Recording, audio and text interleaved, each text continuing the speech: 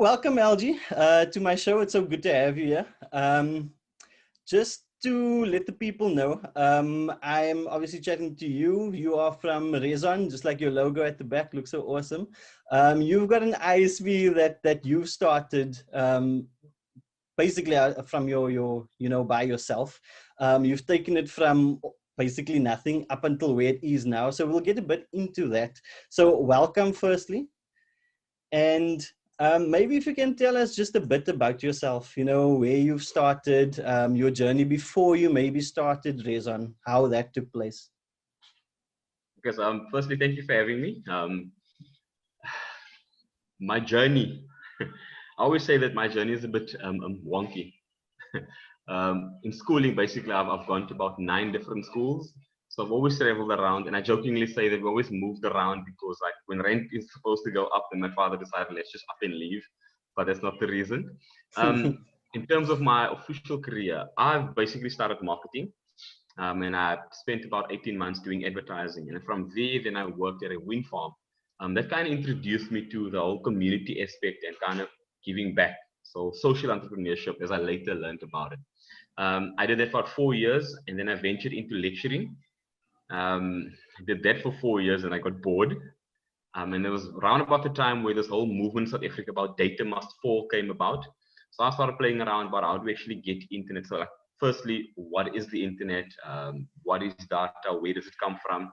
And then I watched a movie, strangely enough, American Gangster. I'm not sure if you have watched the movie, but that's pretty much about going directly to the source of the drugs and then kind of cutting out all the middlemen along the way. So that was kind of my whole idea with this whole data must fall venture. How do I set up a business that kind of sells internet directly without having to go through all those middlemen? And that kind of took me on a whole whirlwind path. And then I started the business ResON. So initially it was called like ResFact, responsible factory for all this responsible business I wanted to start. And then with the data must fall movement and kind of that whole brainchild that I had, I registered ResON, which is responsible online. And pretty much, yeah, I don't have a garage, but if I had a garage, the business would have started in the garage. But now like most successful ones do. Exactly. I feel like my parents should have given us a garage at least. I think that's what's missing in the story. That's awesome, man. So you started with another name, actually, and then you came upon ResON. So maybe introduce us to how you came about with the name, because you had one that you had in your brain, obviously, thinking about it, and then you registered a different one. So what was the, the whole logic behind that? When I started, like when I decided that I want to go into business, I've always obviously read like a lot of books. One of the books I read, fairly big book, Richard Branson's story, like the first part, as he puts it. And it kind of, I got the idea from how we started Virgin, with like he removed it from himself. He wanted something that was separate from him, but a business on its own. And that's kind of when like I looked for a name, I looked for a business that represented me, but had nothing to do with me. So why I mentioned the wind farm and stuff, that kind of introduced me to wanting to do things for the community, but it's still commercially viable. Like I said, I later found out that they call it social entrepreneurship. But that's always been like at the heart of what I do. I got involved with an NGO at about 13 years age, when I was 13 years old. And like since then, it's always been a community aspect to what I do in every area of my life. So in business, the same story. That's where the whole responsible side kind of came in. So like everything I want to do, there needs to be a responsible element in terms of what you give back to the community, what the impact of the business is for society as a whole, for developing. I'm quite passionate about South Africa and Africa as a continent. So for me, the business kind of represented that, even with the logo, because I can point just right up to it. When the online thing came about, it was pretty much how do we take this little business and grow it to kind of have an impact on the continent. So at the bottom, you've got this little stick man, which is also a signal tower, and it kind of shows flowing out and kind of reaching the greater Africa, pretty much. So that's awesome, that's man. how the name came about. Okay, no, that's great. I like the logo. Actually makes a whole lot more sense now since you explained what it actually is. You know, I just Think thought you it's like a explain it little more. mic, you know, doing something there and the sound is going. We should calling it Yeah. a mic. Someone said like it's an exclamation, upside down exclamation point, and I was like, it's technically an eye that you're describing, but we'll leave it No, there. no, cool, man. So I just want to maybe take one step back. Before you actually started ResON, you said you were in marketing and you were at the wind farm. So how did you break away from that, if I can say, corporate side, or basically being employed, to now starting your own thing and, you know, you working for yourself now? Yeah. For me, the transition from advertising into the wind farm, that was kind of smoothness, like seamless. We launched the wind farm at the time where South Africa literally had like one pilot wind farm in Cape Town. And then that's basically how the adventure started. So for Yeah. me, at like age 21, to work on something that is like groundbreaking in the country, that was like a no-brainer. Over there, I kind of moved away from doing marketing, but kind of just focusing on working with the community. So my role was stakeholder engagement, pretty much trying to communicate and simplify all these big corporate terms to a community that's relatively unskilled and uneducated. So that gave me that feel of working with people. The wind farm, the project was pretty much done. Like after about 4 years or so, project was done. It was commercially viable. They call it financial close. So the project basically reached financial close, and I realized that my job would kind of diminish a little bit, and I'd have to like find something new. I also got a Yeah. bit bored around about that time, and also like it was right before I got married. So my fiance was down in Port Elizabeth. I'm working out in Credo somewhere. So I applied for a job down. Strangely enough, she applied for a job up, and then we kind of just swapped. So she went that, and I came this way. Poor planning. But then I basically started lecturing because wanting to help the greater community. So Yeah, yeah. lecturing kind of became like a natural thing. I did that for about, like I said, 4 years, literally 4 years. And then I got bored once again. I think like after the 4 year mark, I did get bored. Yeah. And I kind of just realized that I'm doing something that I'm not really enjoying. Like my impact is quite low. As you can imagine, like with education, especially in our beloved country, it's very rigid system that like you can run against a brick wall, you won't break it, you'll make a real impact. And I just wanted to make a difference. So when I started the business, basically, that jump through, it was not an easy one. So backstory, my late father passed away when I was quite young. I was 6 years old. So we 3 kids. My mother then remarried with my stepfather, and he's got 4 kids from his previous marriage. And together they've got one daughter. So we 8 kids, and I'm somewhere in the middle. And I have Okay. to be the responsible one. Yeah. So for me to sit down and chat to my parents, who's quite conservative, about the fact that I'm going to leave a stable government job. Now, for context, they come out of an era where if you work for government, you're set for life. You've got a pension fund. You literally set for life. So me coming to them and saying, "Hey guys, thank you for the education. I'm about to leave everything and just do my own business." It wasn't a fun conversation to have. I think they almost wanted to write me off. Funny story. My mother actually sent me for like 3 months consecutively. She would send me jobs. It's like crazy jobs, delivering newspapers. Like, you're making a like, mistake, you're making a mistake, you're making a mistake. so she kept on sending me jobs, like I need to apply for this Uh, job and that job. And that kind of went on for about 3 months or so. But that transition was a difficult one for my family, yeah. but also for my wife. I think for my wife it was also quite difficult because now when you go out and you have to explain to people, so what does your husband do? Well, technically he's unemployed, but he's got an idea. So it was quite a difficult transition to kind of venture into business. And I remember my early days was quite lonely because like I would roam around, like I've got these ideas and all these big dreams, but like I just felt isolated. Like you couldn't really find content, you couldn't really find local people. Like you can Google and you'll find the freaking big names, but like I wanted local guys, like someone I can go to and say, "Bruh, I can't even afford to buy my coffee today." Like, so that kind of became the difficult road that I kind of had to walk right in the beginning. But yeah, a lot of lessons learned in between. I believe you. I believe Correct. you. So yeah, it sounds like it could be daunting to many, and I think that's probably where lots of people actually don't make it through. You know, that initial phase where they think, you know what, I need money now, so let me rather jump back into the workforce. you know. So yeah, kudos to you for pushing through that phase. A story for me So that kind of got me to like jumping. Sorry if I can share that just a little that's bit. cool. Go for it.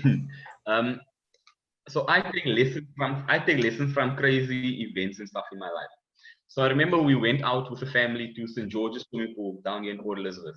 So for the guys that don't know, Google St. George's swimming pool. It's right next to the cricket stadium. And we've got this massive diving board.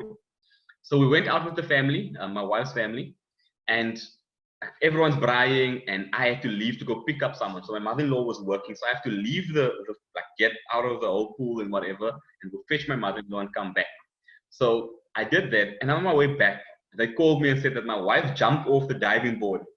Now I saw the diving board; it's very high. Yeah. And now she actually did this. The one thing that I was scared of, she did it. Oh So wow. on my way back, I'm driving. I'm like, I have to go jump because she jumped. And eventually, and I felt this pressure because now there's expectation now that I need to jump. Yeah. And I got there, and I couldn't like muster up the courage to go and jump. So I remember going home that evening, and I felt defeated, man. Like, how could I not go and jump off? But my little short, she's like half the size of me, but don't even see the part. And she jumped off this thing. And I remember going home that night, and like I took a shower, and I got into bed the evening, and I felt like, man, I need to go and rectify the situation. And like the following morning, I told her, like, I woke up and told her, like, we have to go back to St. George's swimming pool because I need to go and jump. Crazy as she is, she got up, we got ready and we went out. And I remember getting onto the diving board, and I stood there for like a good 5 or 10 minutes looking down. And I'm like, did my policies go off? Am I gonna make it? As I was standing there, I remember like standing there and like, so now the lifeguard needs to climb up with you, and like he needs to basically stay on the platform and wait for you to jump.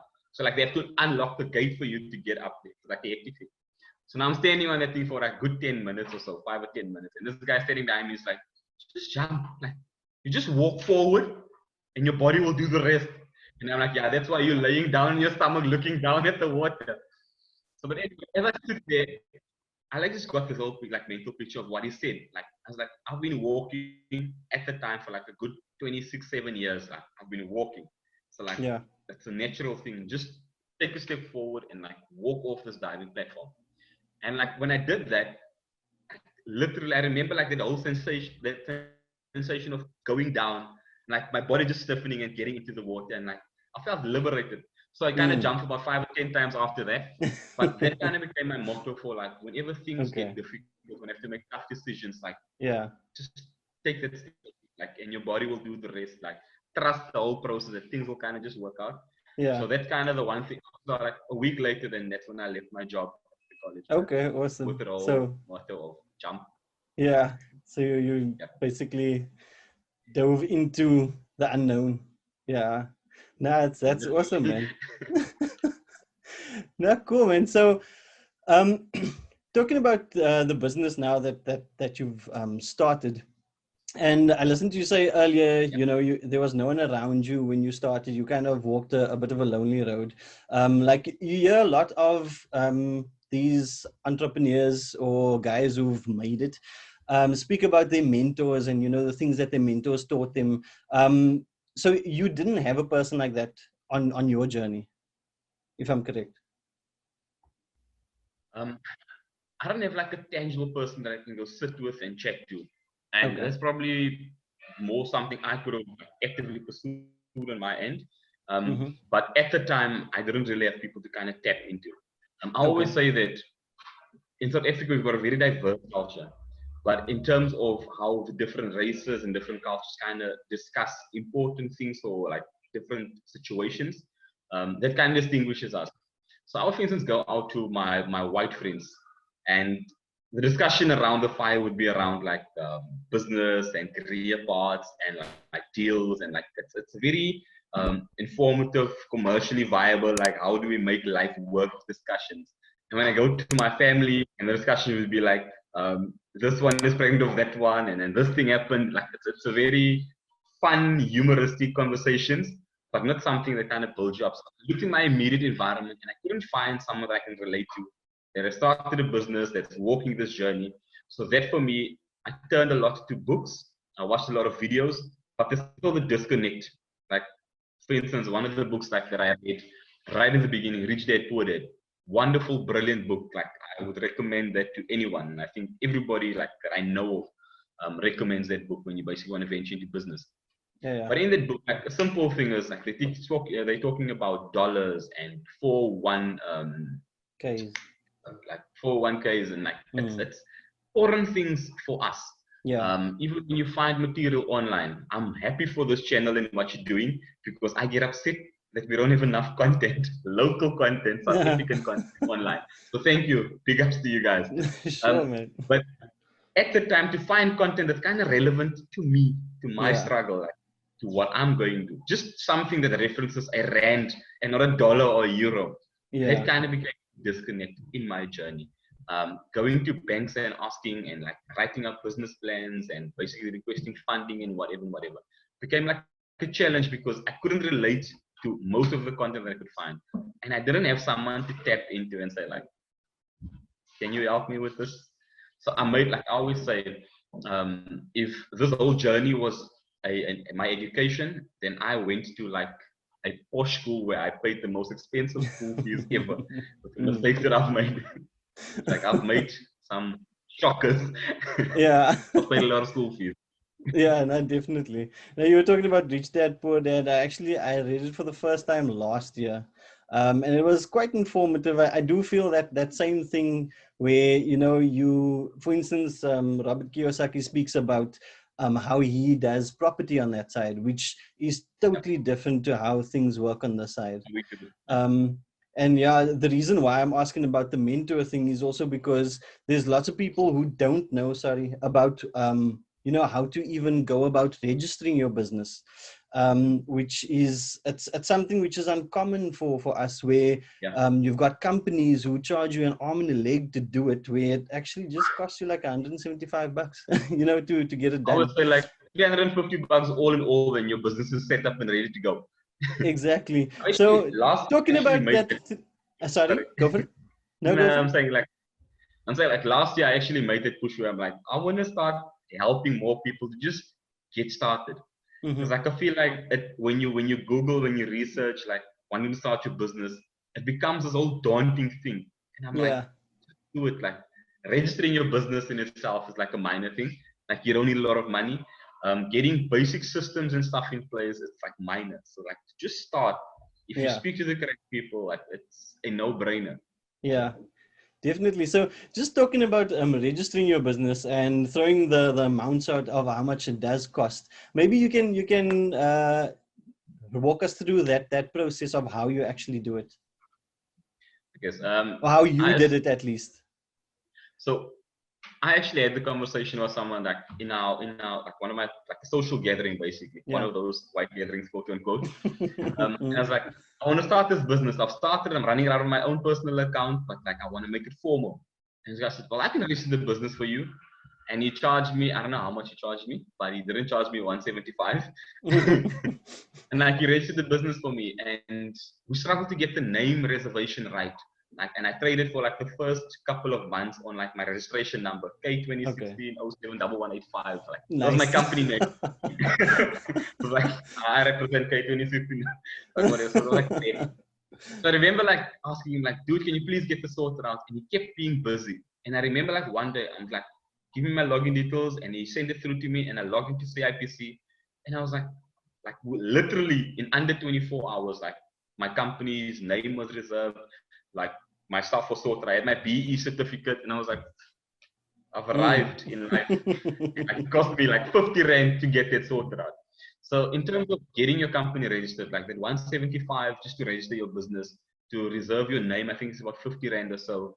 To open a bank account, depending on which bank you go to. Lesson that I've learned, whoever wants to start a business, open a business account. Don't run it through your own personal account. Don't do it. From the start, open a business account and kind of do things properly. Put the correct systems in place off the cuff. But it's a side note. But in terms of like logging in, I remember like CIPC has even recently actually launched BizPortal. It's bizportal.com or .org.za. You'll put the link down below. No problem, I'll do that. even logging into BizPortal, it's a very straightforward, user-friendly platform where you literally go in, you put your ID in, and you can literally register your business yourself, and it can take you under an hour. Then from there, I kind of spoke about like, how do I get onto these different business databases? And I remember like a friend of mine was busy with tenders at the time, and he said, "Well, register on CSG." Like, and I was like, "Okay, where do I do that?" No, I've got a friend that can pay, like that you can pay to do it. And I remember speaking to, like, I called this guy, and he was giving me the runaround. No, we can do it tomorrow, whenever. And when I Yeah. logged onto the platform, I was like, half an hour later, it's registered, I'm done. And then going to even like, there's a lot of resources available now, which at the beginning I didn't pursue, I didn't go and visit or check it out. But like government has made a huge push down here in South Africa to kind of help small businesses. Yeah. So like companies like CEDA and the incubators. I went to the SNNI incubator, for instance. And there's a lot of resources and stuff available now. If you want to start a business, get registered, open a bank account, but also go to these free platforms and stuff and kind of just get information. Like a friend of mine actually mentioned it, or like when he ran his business, he said, "You have to be in business to be in business." And like I remember that when he said it, I was like, whatever you're smoking, you keep smoking it. But like, it only started making sense afterwards. I'm like, there's a lot of things that you learn when you're in business. Like, Definitely. and then you kind of just grow and like snowballs. Yeah. So you have to be in business to be in business. Yeah. I think you learn Maybe badly. tell me a bit more about the incubators that you were mentioning, because I know of a few of them. Obviously, like I don't know if the Hope Factory is still around, but that was one that was huge. They had the NYDA and those type of things. But you've actually taken part of in one of them or of their programs. What would you learn if you do take part in something like that? So for me, I think it's a very personal thing for each individual person that basically wants to run their business. I remember the first time I applied to be part of an incubator, it was the SNII, CEDA National, and I'm going to butcher it and mess it up, but it's basically the ICT incubator, one of CEDA's government wings. And the whole, for me, two things out of it.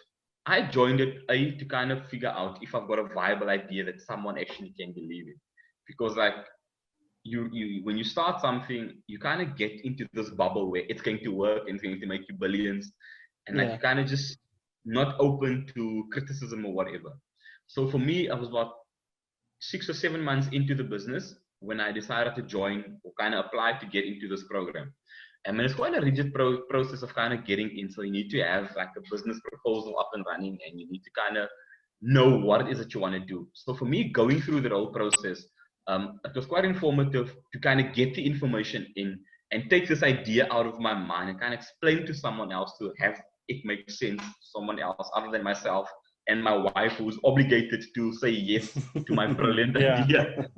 So for me, going through that process, one, it ticked the box where like they approved and said like, okay, my idea actually it could be viable.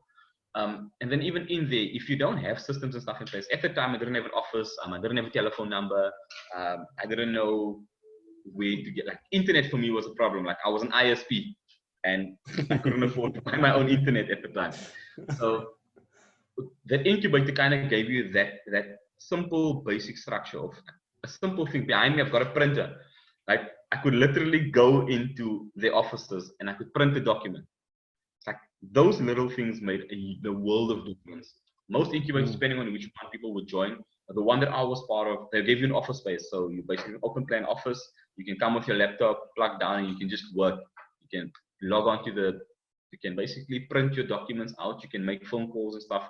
There was limits and stuff to it, but you paid one flat fee. At the time, it was like 250 Rand fee to just be part of it. And they even included like a receptionist, so people would call and then I could my calls transferred to myself and so. So kind of just to put that little bit of more structure in your business. That's kind of what incubators does. I've recently joined another program now, ResON.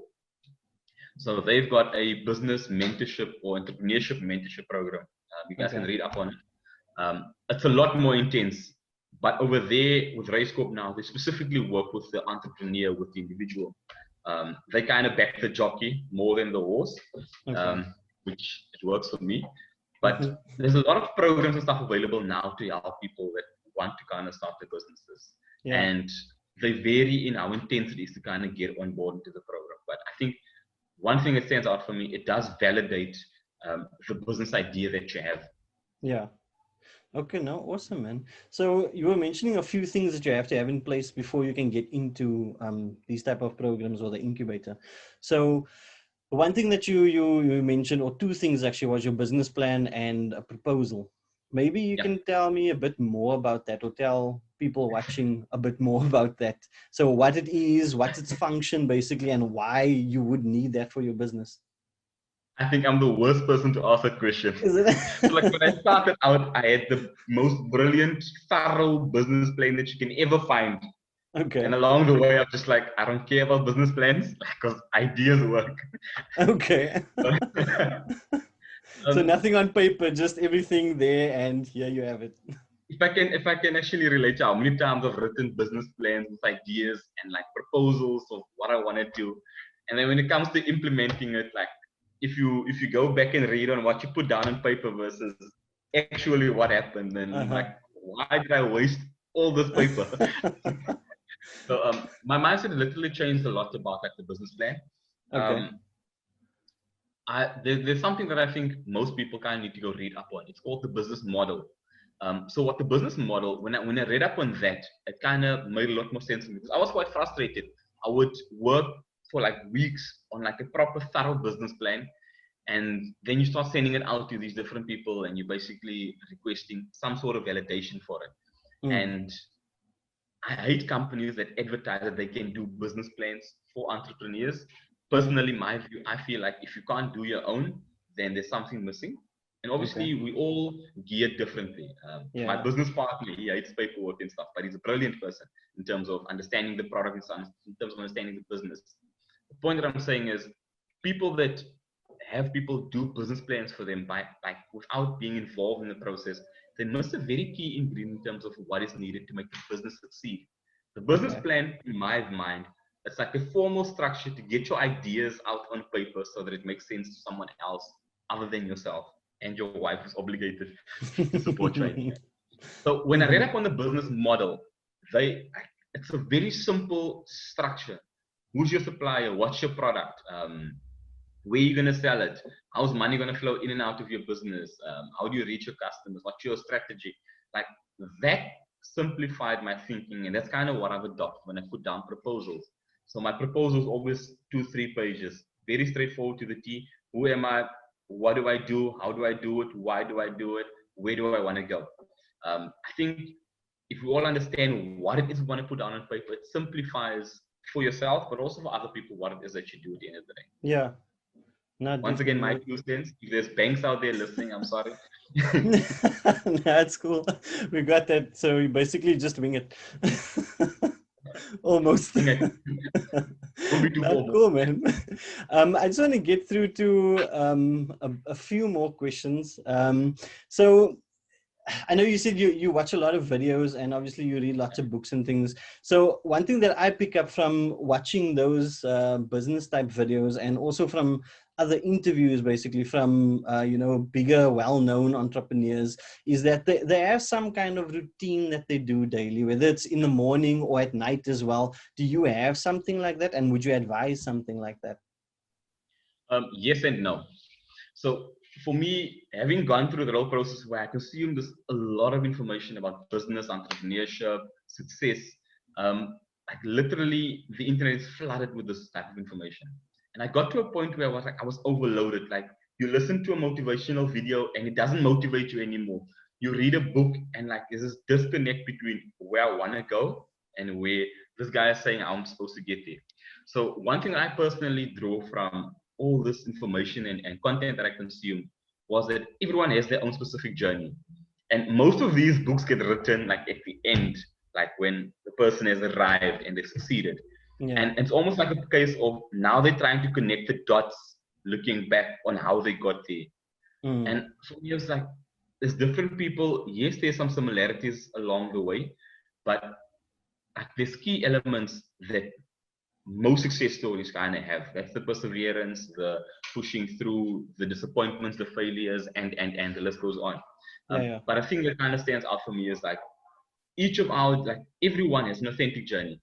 Like your journey is different from mine. The process that you go through is different from mine. We are different people fundamentally, like geographically, like there's so many stuff that differentiates us. Yeah, yeah. And we all have like a different journey to walk on. So when I consumed all of this information, I got to a point where I was like, it kind of demotivates you because like I've consumed enough. Now I need to kind of get down and kind of just do it. So the standout thing for me at the end of the day, I got to a point where I'm like, I'm not going to watch videos anymore. I'm going to cut down on reading books, and I just need to start doing it. Because like, if you don't get down to that point of doing it, even if you listen or read one book, Rich Dad Poor Dad, for instance, and you take 10 of those concepts that you've read in that book and you kind of practically apply them, then you're better off than having consumed on a daily routine, watching 3 videos, listening to your motivational speech, and. So from my side, in terms of my routine, to answer your question, it's not a very formal routine, but what I do include when I start my day and when I end my day, one, I don't touch my phone until like after 8. It's a very slippery slope. When you wake up in the morning, you're quite tempted, you reach across, you grab your phone, and then you, like an hour, 2 hours later, you've gone down the rabbit hole of checking social media and it messes up your entire day. So for me, I try to not look at my phone until about 8 o'clock when I get to the office or so. And then also, in terms of at night, there needs to be like a time where you kind of switch off. I go to bed quite late at night. I would love to go to bed at like 10, of course 9, 10 o'clock, and I kind of just rest out. But even at night, just have a time where you stop and kind of think about the next day. Like, what do I need to do tomorrow? For me, it's a very brief, like just overview of what I need to do the next day to kind of get my mind into gear. I've got a weekly routine. Sundays at about 8 o'clock or so, I stop whatever I'm doing. My weekend ends, and I kind of just plan my week ahead for Monday. And another thing that I do, my weekly routine, is I kind of switch off over weekends. I try to kind of disconnect myself. Unless it's pressing matters, I try to kind of spend time with my family. So during the week, I would put in heavy hours, and then weekend I try to kind of preserve that for my family and sometimes the type of routine on that side. And then lastly, like set goals, like have a plan. That's something I think it goes beyond business. I think for every area of our lives, just like set goals, even if it's like 3 bullet points, but know where you're headed. Yeah, no, that's awesome, man. So, now I talk a lot. I'm sorry. The lecture in me. Nah, it's cool, man. It's all good stuff. Hours, I'm sorry. Nah, it's all good stuff, man. It's all good stuff. I just want to maybe touch a bit on your business as well. So you start an ISP, and what exactly what exactly is the offerings of your business? I think for a large part, when I started partnering with different providers, like I said, tracing back on like what is the internet, that became a question for us. But who supplies the internet? What is the internet? And that kind of got us digging all the way up to like, where does it come from? I've stopped labeling the business as products we're supplying, but in terms of like what we offer. So we offer connectivity, full stop. And I say full stop in terms of we've set up the business in such a way that if you need some sort of connectivity for your house, for yourself personally, for your business, you need to come to us.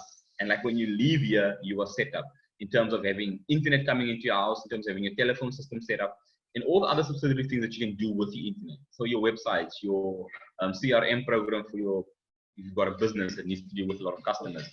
In terms of setting up systems, simple thing of access control or so. Anything these days that can run off the internet, we can supply it in-house. So that's why we kind of say connectivity, full stop. When you come in here, that's where it should end. When you leave, you should be connected and ready to fly.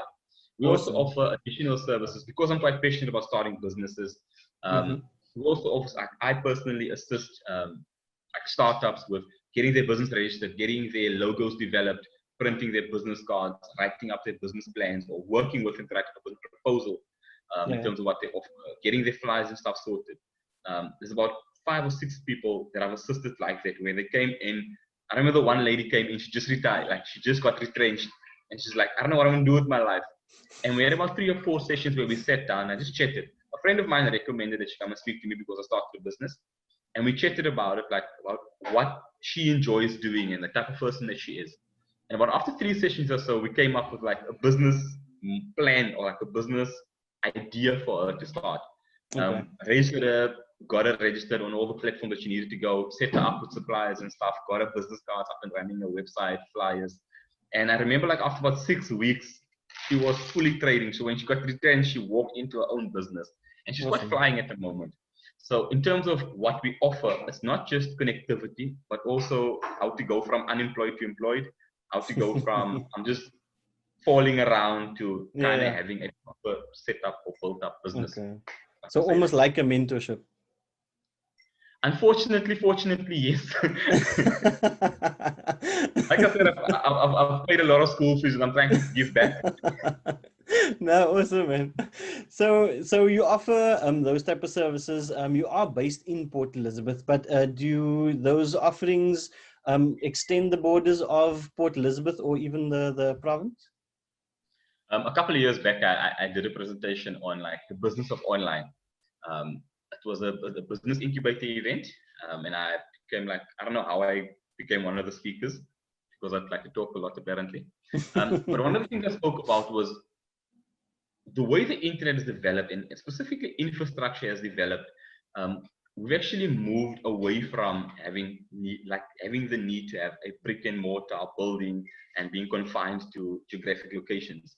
So we can offer whatever we offer anywhere in the country. I wouldn't say anywhere in the world yet because I don't know what infrastructure is across the waters. But I feel comfortable saying that our offering extends beyond across South Africa and to also certain countries within the continent where I know we've got agreements with our upstream providers that can get services that time. So we're not confined to just offering our offering. That sounds confusing. Offering our services just Port Elizabeth.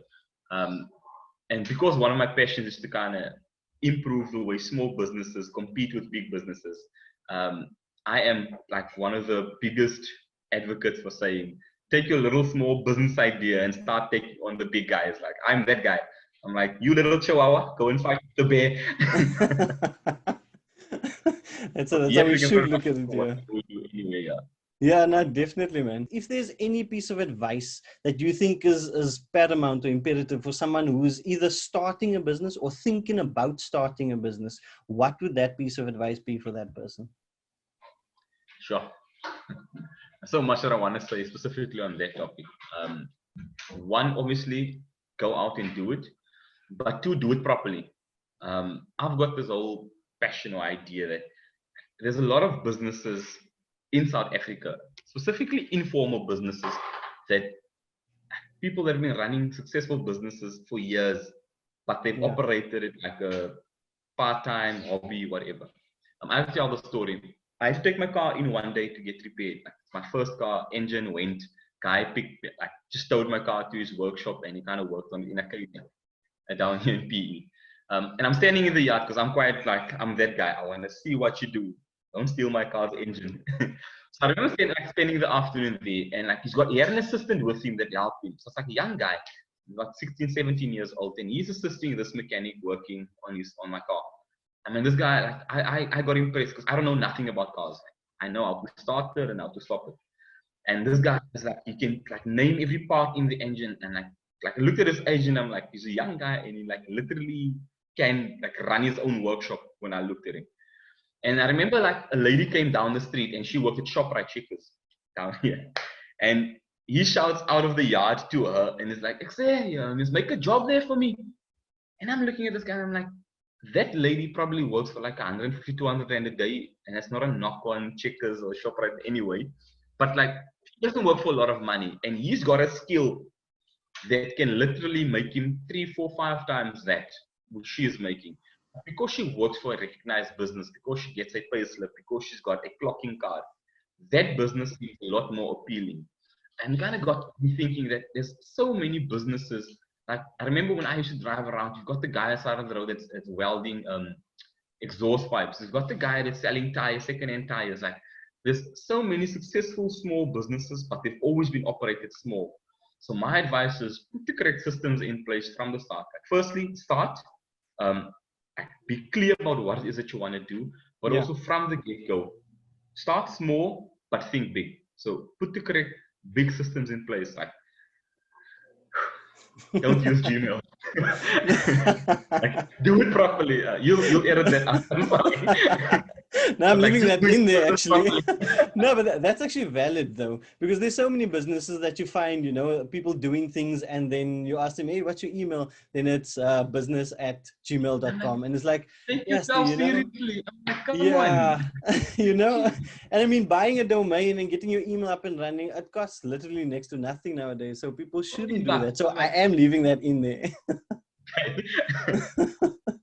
Now, Google cool, that man. properly. So just lastly, LG, where Yeah. can people find you online, or even if they are in P and they do want to maybe give you guys a visit at your offices, if that is allowed or if that is a thing, where can we find you? Well, when they pop by the office, they need to come up with their masks. We're still fighting COVID down the side. I'm not sure when this Definitely. goes out. But our office is down in Port Elizabeth in Newton Park, 3 3rd Avenue in Newton Park. We're in the Brighton Business Park. But also when they search online, ResON, that's spelled RES and then hyphen or dash ON. That's pretty much where we are on all the platforms. We are on Facebook. We've got our own website, res-on.co.za. Instagram, we're not very vocal on Instagram, also on LinkedIn. And also for me personally, my name is Elgee Davies. I've got a very wonderful name. So my full name and surname, that's pretty much where you'll find me on any platform. So yeah. Awesome. Thanks, man. What I'll do is I'll pop those links down in the description as well so people can find you once they do watch this video. And again, thank you so much for your time and the valuable information that you've provided. I'm sure someone watching this video will find a lot of value in this and actually get I'm not up in and church. do their thing. There's just one. Just one. Yeah. Just one. But Awesome, thanks for man. having Thanks me. so much, LG. Thanks, Keep all right. Awesome. Thanks.